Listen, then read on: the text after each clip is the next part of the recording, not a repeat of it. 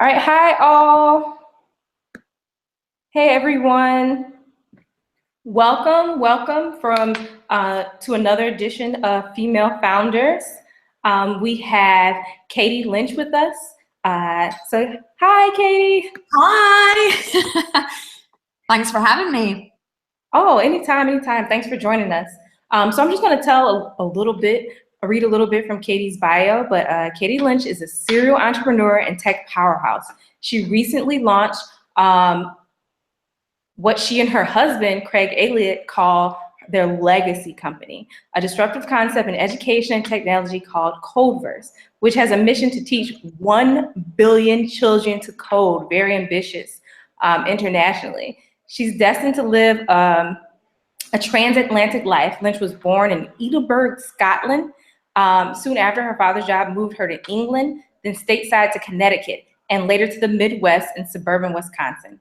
After graduating from University of Manchester, Lynch soon moved back to the States, where she became fascinated by the impact and purpose of Facebook.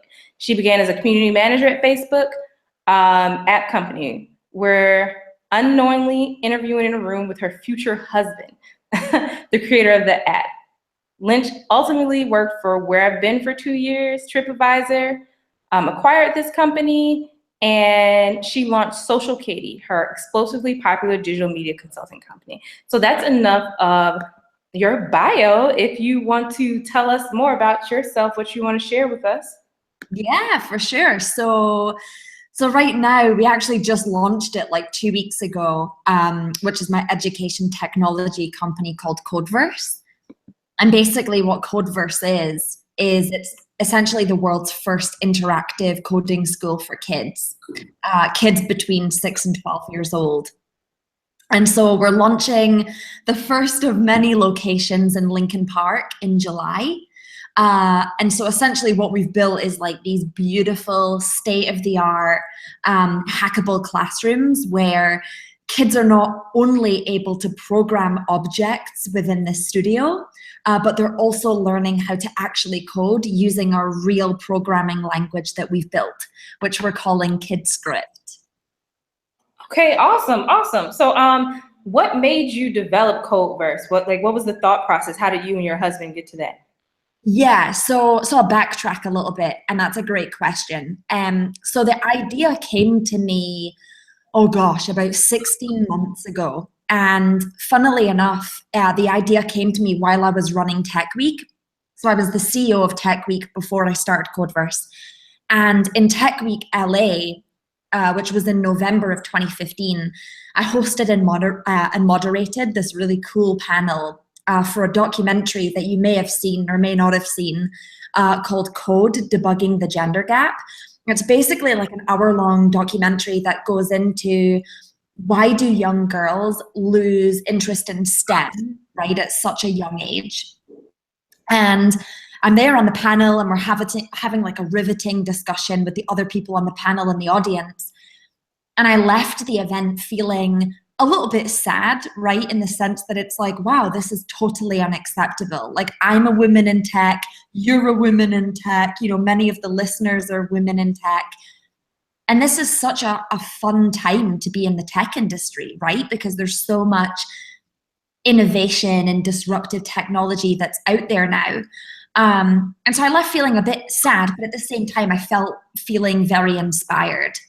And I came back from LA, and I'd said to my husband, who's a serial entrepreneur and investor, his name's Craig Ulliott, I said to him, look, you are a phenomenal technologist, a phenomenal coder, a phenomenal businessman. I know a lot about technology, love entrepreneurship, I've run businesses and sold a business in the past. I think that you and I should join forces, and we should start a company that really teaches young children how to code. And so that's where we came up with our mission statement, which is, right, we want to teach 1 billion kids to code. And then we started doing a lot of research into, okay, well, what is the best way for like a 6-year-old, a 7-year-old, 8-year-old? What is the best way for them to learn truly how to code? And so we realized a couple things. We realized, A, There's no real programming language out there for children, so we built that. And B, the best way for children to learn how to code is in a very like social, fun, collaborative, immersive environment, which is exactly why we're launching these physical locations as well. Awesome. Awesome. So why do you think this way of teaching kids how to code is very important? Why do you think the way that you guys came up with? Yeah, I mean, so there's a couple reasons, and I'll talk first and foremost about KidScript, right, which is the language. So, you know, if you're familiar with coding, which I'm sure most of the listeners are, if you're familiar with the coding, there's all these languages out there, right? Like popular languages like Ruby, JavaScript, like Python, Visual Basic. But the issue with many of these languages is they're quite complex, right? And if I'm a 6-year-old girl, me learning Python for the first time, it's quite hard, right? And it's hard to keep a 6-year-old super engaged when you're taking, you know, a concept like, well, a language like Python that is just so complicated for a young person to learn. And so what we did was with KidScript is we took many of the core concepts from those popular languages and we created a kid-friendly syntax around those core concepts. So core concepts like if statements, variables, loops. So that's really what makes KidScript different, is that it is a real language designed from the ground up that is specifically for children. And we've pulled inspiration from all of these major languages that exist out there from adults to create a super kid-friendly language. So that's KidScript. And then the other big differentiator is the brick and mortar, right? The studios. And the reason why this is important is because we don't necessarily want kids like learning how to code just in like the basement of their house. Like that's not very immersive. It's not very collaborative. It's not very social. And let's be honest, kids are super curious and they love interacting with other children and sharing and building with other kids. So that is exactly why we designed the spaces to be that way. And just to kind of paint like a much broader picture of what I'm talking about when I talk about the physical studio, when a kid walks into Codeverse, they're given an iPad. And the iPad has their name that lights up on it. And when they bring the iPad around the studio, they'll notice that there's like dozens of tech gadgets around the studio. So like there's 3D printers, there's drones, there's fog machines, there's lights, there's music speakers, there's all this cool stuff. And what's really cool about it is that kids can use KidScript to be able to program or code any of those physical objects within the studio, which is something that has never been done before. Awesome. Cool. Yeah.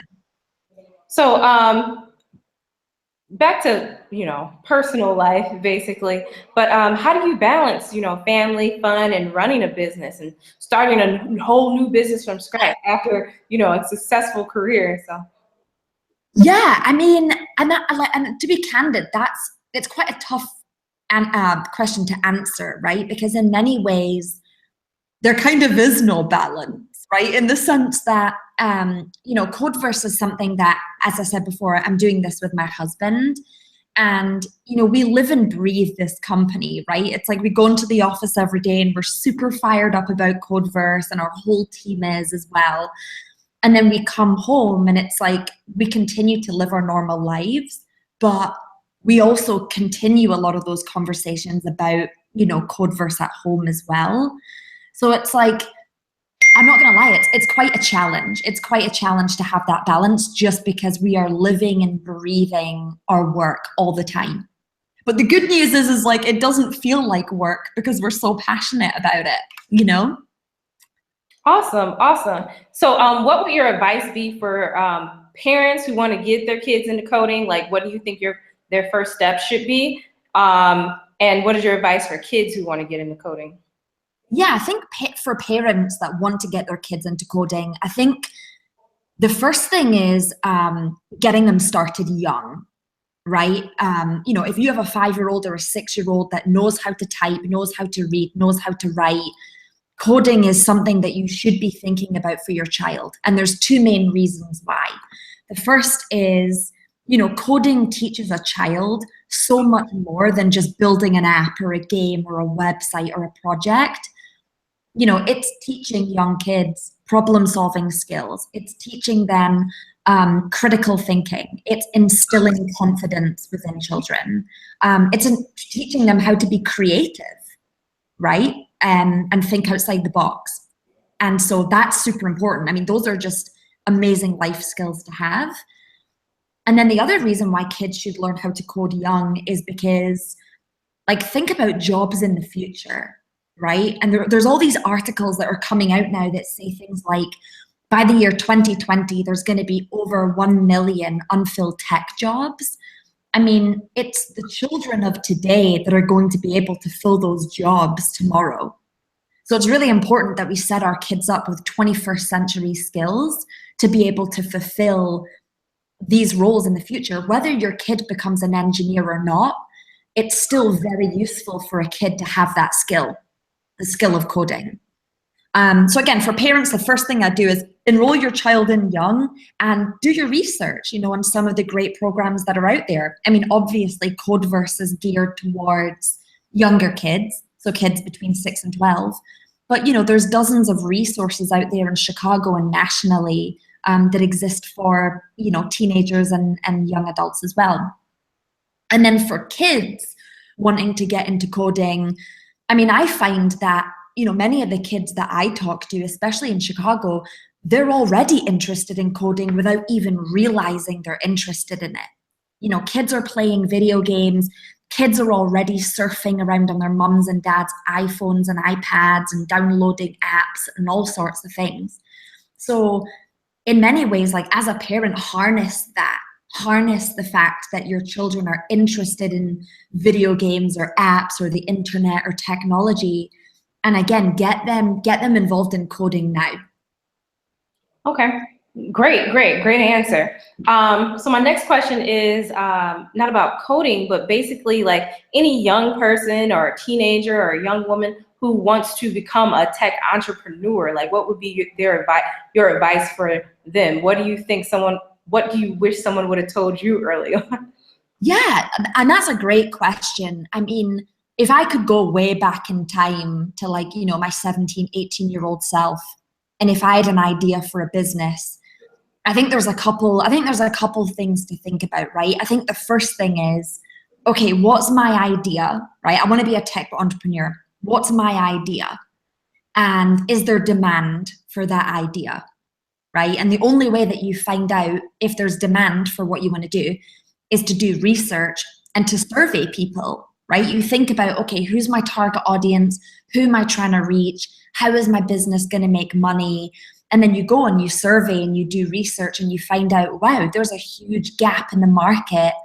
My idea definitely serves a need, right? It solves a problem that exists out there in the world today. So I'd say that's important. I talked about revenue, right? Because that's important. The next thing you need to think about is, okay, how is my business idea going to generate money? And then you have to do research on that and think about, okay, what does my business model look like? And how is this business going to scale? Do I want it to scale? Do I want this business to become absolutely massive? Or do I want to run a lifestyle business, right? Kind of like a self-sustaining, comfortable business where maybe you're the one-woman show, right? Running your company. And then I'd say my final piece of advice, and this was something that really helped me when I was running my first company, SocialKaty.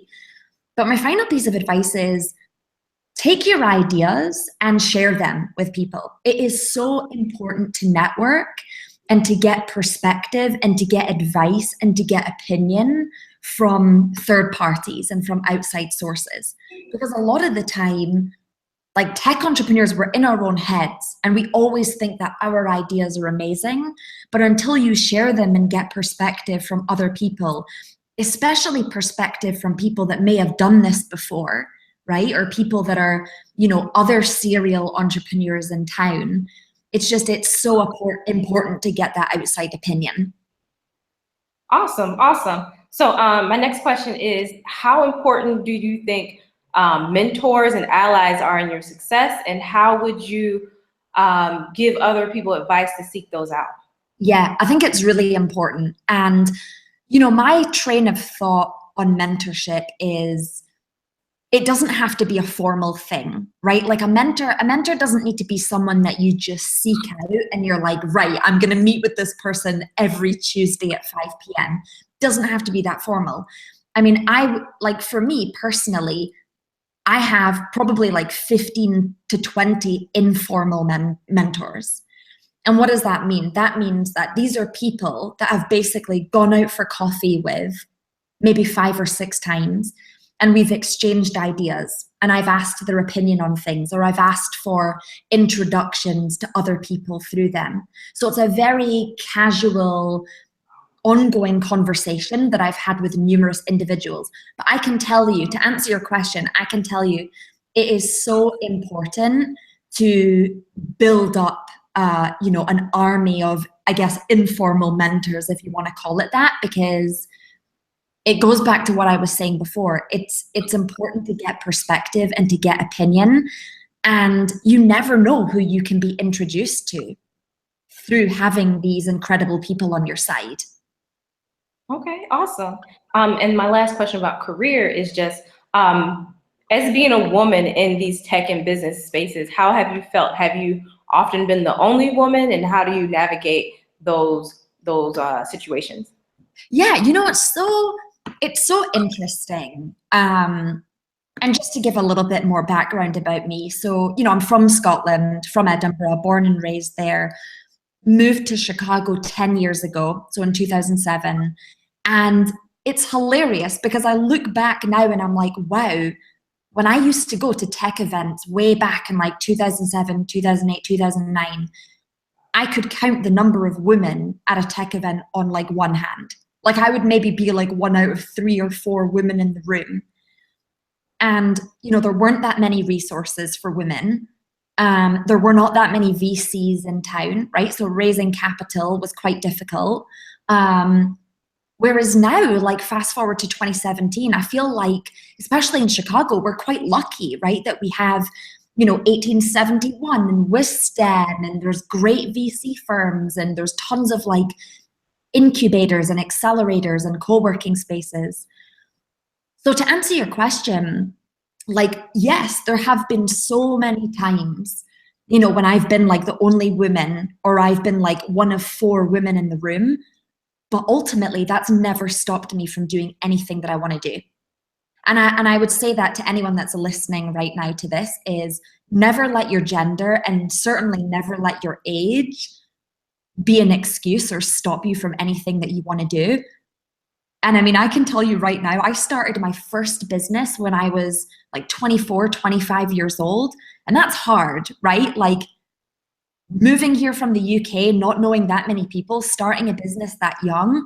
But it's like, I just went against the grain and I did it. And I just utilized all the tools and all the resources and all the skills that I had to just be able to bootstrap and launch a business. Oh, that's awesome. That's awesome. Well, thank you for all of that. I want you to give one last final push for Codeverse. Where can everyone find Codeverse? How can they get involved? And just last commercial for Codeverse.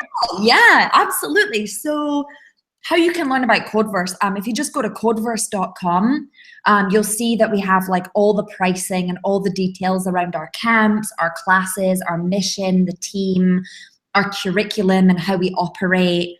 And you can just sign up. It's a monthly membership, and you can just sign up directly online. Awesome. Well, thank you. Thank you so much for coming by and sharing with us all this knowledge and sharing about your company. Really appreciate it. I have to have you again. For sure. Absolutely. Thank you so much for having me. All right. Bye. We're going to sign off. Bye. Bye.